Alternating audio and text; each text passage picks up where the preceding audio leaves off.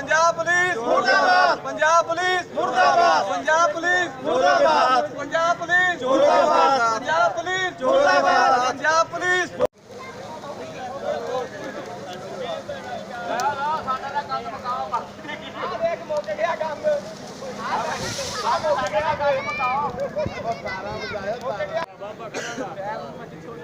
पुराना ट्रैक्टर का ला लू के रखिया वही ले आओ। तूफान ਨੂੰ ਪੁੱਛ ਲੋ ਤਾਂ ਫਿਰ ਤਾਂ ਲਿਆ ਗੈਣ ਲੈ ਗਿਆ।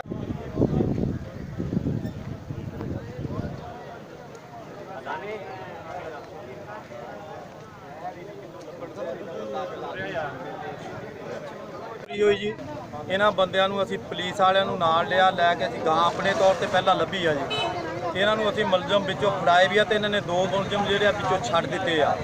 2 ਜਿਹੜੇ ਆ ਉਹਨਾਂ ਨੂੰ ਜਾਲੀ ਉਹਨਾਂ ਦਾ ਚੌਕੀ ਦੇ ਵਿੱਚ ਉਹਨਾਂ ਨੇ ਕਿਹਾ ਜੀ ਇੱਕ ਦੂਏ ਨੂੰ ਇਹਨਾਂ ਨੇ ਜ਼ਖਮੀ ਕੀਤਾ। ਉਹਨਾਂ ਨੇ ਜਾਲੀ ਪ੍ਰੋਗਰਾਮ ਬਣਾ ਕੇ ਤੇ ਉਹਨਾਂ ਦਾ ਉਹ ਥਾਣੇ ਚਟਿਆਣੇ ਦੇ ਵਿੱਚ ਇੱਥੋਂ ਸ਼ਿਫਟ ਕਰ ਦਿੱਤੇ ਆ। 2 ਦਿਨਾਂ ਦਾ ਰਿਮਾਂਡ ਲਿਆ। ਇਹਨਾਂ ਦਾ ਪ੍ਰੋਗਰਾਮ ਇਹ ਆ ਵੀ ਅਸੀਂ ਕੱਲ੍ਹ ਨੂੰ ਉਹਨਾਂ ਨੂੰ ਅਦਾਲਤ 'ਚ ਪੇਸ਼ ਕਰਾਂਗੇ। ਬੰਦੇ ਜਿਹੜੇ ਆਪੇ ਤੁਰੇ ਫਿਰਦਾਂਗੇ।